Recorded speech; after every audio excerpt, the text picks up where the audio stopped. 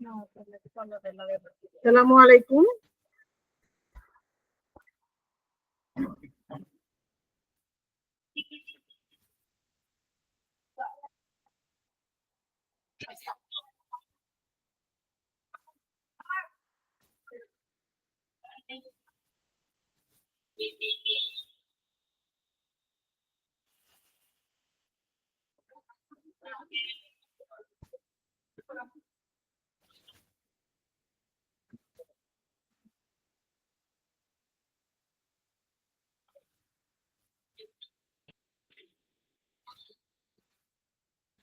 আসসালামু আলাইকুম। SP homeo medical academy থেকে আজকে ডিএচএমএস অনলাইন টিউশনের বায়োকেমিক ম্যাট্রিয়া মেডিকা ক্লাস নিয়ে আছি আমি, ডক্টর মাবিয়া জেসমিন, আপনাদের সাথে।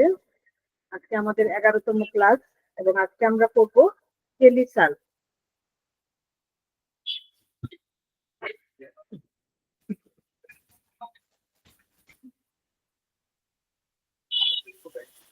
টেলিসালফিউরিকাম আমরা জানি বায়োকেমিক 12টি মেডিসিনের মধ্যে একটি অন্যতম গুরুত্বপূর্ণ ওষুধ হচ্ছে টেলিসালফিউরিকাম।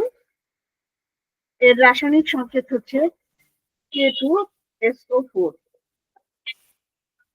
এই মেডিসিনটা মূলত বিশুদ্ধ সালফেট অফ পটাশ থেকে হোমিওপ্যাথিক কর্মপ্রক্রিয়া অনুযায়ী বিচ্ছিন্ন অবস্থায় প্রস্তুত করা হয়।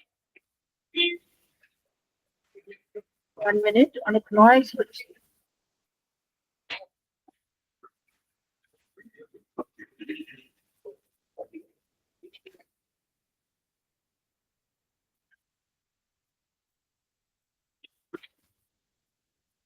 ওকে, আমরা ছিলাম টেলিসালফিউরিকামে। টেলিসালফিউরিকামের প্রধান বৈশিষ্ট্য হচ্ছে যে কোনো রোগ, টেলিসালফিউরিকামের প্রধান লক্ষণটি হচ্ছে এর মিশ্রিত স্রাব। মিশ্রিত স্রাব দেখি আমরা টেলিসালফিউরিকামকে সিলেক্ট করতে পারব। কেমন হবে সেটা? টেলিসালফিউরিকামের স্রাব হবে পিচ্ছিল, হলুদ অথবা সবুজ, এবং জিহ্বাতেও পিচ্ছিল হলুদ লেপাবৃত থাকবে।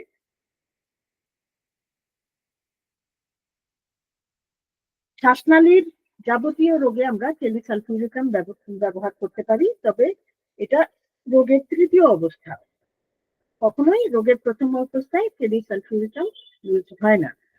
যখন বুকে ঘড়ঘড় শব্দ হবে, কাশতে কাশতে অনেক কষ্টে অল্প শ্লেষ্মা নির্গত হয় অথবা হয় না কখনো কখনো, যদি হয় তবে তার রং আমরা গাঢ় হলুদ দেখতে পাবো, তখনই আমরা টেলিসালফিউরিকাম সিলেক্ট করব।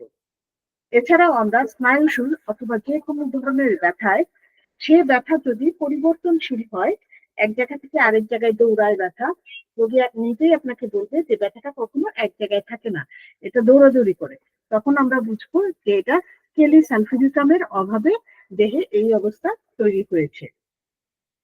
এছাড়াও আমরা বসন্ত ও হাম রোগে যখন দেখবো যে এই রোগটা বসে গেছে কোনো মেডিসিনের ফলে কিংবা কোনো চর্মরোগ যদি কোনো মলম ব্যবহারের ফলে বসে যায় এবং সেটা আবার দেখা যায় চর্মরোগ হিসেবে, কিংবা সেটা অন্য কোনো রোগের সৃষ্টি করে, তখন আমরা টেলিসালফিউরিকাম ব্যবহার করব। এছাড়াও জ্বরের সাথে কি থাকবে? প্রচন্ড অস্থিরতা এবং আরেকটি বৈশিষ্ট্য হলো শীতলতায় উপশম। জ্বরের সাথে শীতলতায় উপশম। এছাড়াও লক্ষণ থাকবে শরীরের ত্বক শুষ্ক, খসখসে। পুরাতন জ্বর বিকেলে হাত পা চোখ মুখ সবকিছু জ্বালা করে জ্বরটা আসবে। কলেরার ক্ষেত্রে আমরা দেখি, কলেরা রোগী যখন খুব অস্থির থাকে, কেবল ঠান্ডা থাকার জায়গায় থাকতে চাও, ঠান্ডা জল পান করতে চায়, তখন টেলিসালফিউরিকাম প্রযোজ্য। এছাড়াও টেলিসালফিউরিকামের হ্রাস বৃদ্ধিটা আমরা সবসময় মনে রাখবো, সেটি হলো টেলিসালফিউরিকাম সকল রোগের ক্ষেত্রেই বিকেলে উত্তপ্ত ঘরে, বদ্ধ ঘরে তৈলাক্ত খাবার ভক্ষণে বৃদ্ধি পায়। মধ্যরাত্রির পর শীতল উন্মুক্ত বায়ুতে শীতল স্থানে হ্রাস পায়। এটা যে কোনো রোগের ক্ষেত্রে টেলিসালফিউরিকামের একটা অন্যতম বৈশিষ্ট্য।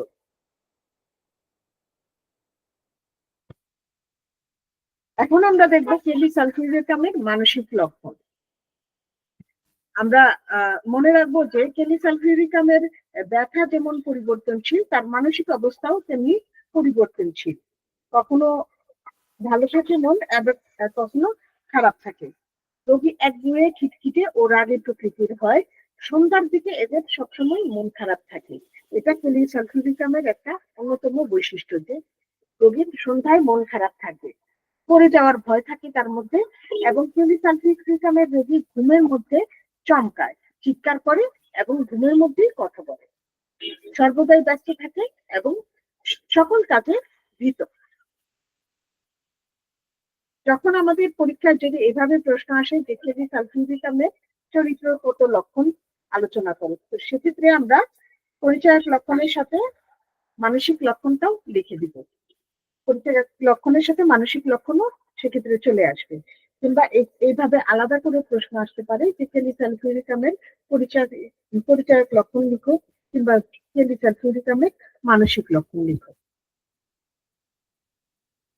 এরপর আমরা একটি গুরুত্বপূর্ণ জিনিসে যাব, সেটা হলো কেলিসালফিউরিকামের স্রাবের প্রকৃতি। আমি প্রথমেই বলেছি কেলিসালফিউরিকাম আমরা কি দেখে নির্বাচিত করব, এর স্রাবের প্রকৃতি দেখে নির্বাচিত করব। তো কেলিসালফিউরিকাম অবশ্যই যে কোনো রোগের তৃতীয় অবস্থার মেডিসিন। কখনোই এটা প্রথম অবস্থায় ব্যবহৃত হয় না। যখন একটি রোগ দ্বিতীয় অবস্থা থেকে তৃতীয় অবস্থায় পৌঁছায়, রোগের তীব্রতা কমে কিন্তু ভোগান্তিটা বাড়ে, তখন কেলিসালফিউরিকামের প্রয়োগ ক্ষেত্র আসে। এই যে এখানে আমরা একটি ছবি দেখতে পাচ্ছি, এটা মূলত কেলিসালফিউরিকামের বিচূর্ণ আকারের ছবি।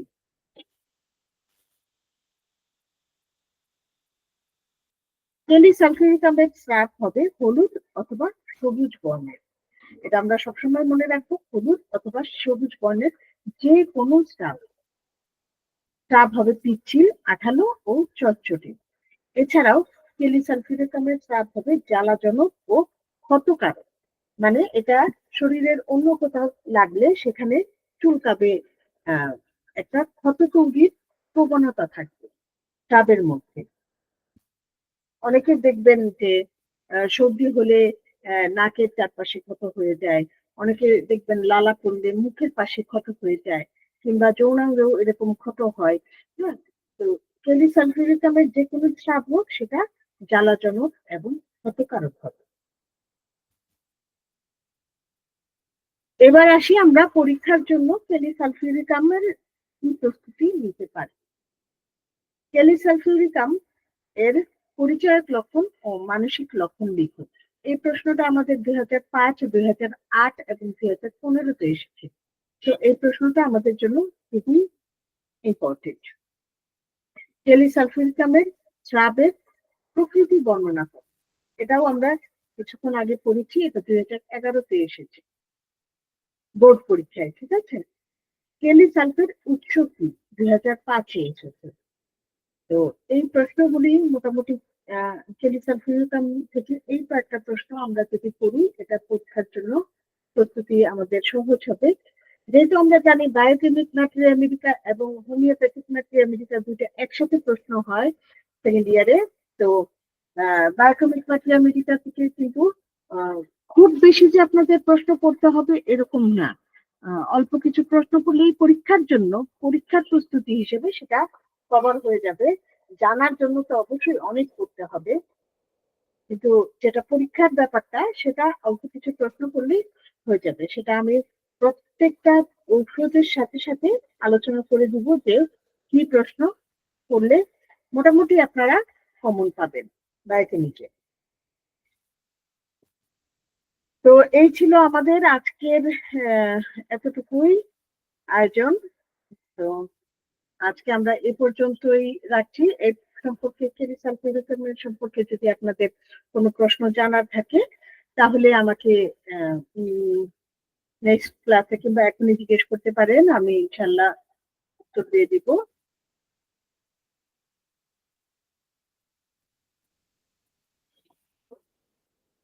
জয়ন্তদা, আপনি কি আছেন?